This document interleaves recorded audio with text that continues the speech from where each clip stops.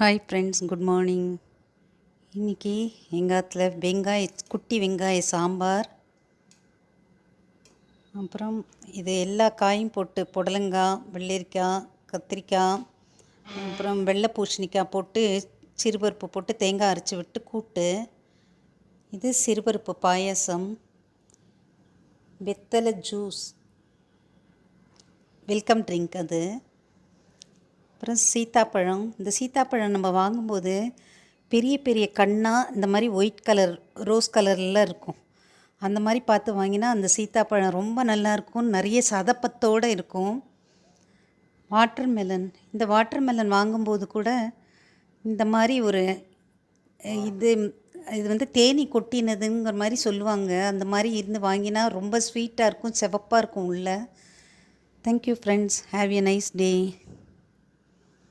Thank you.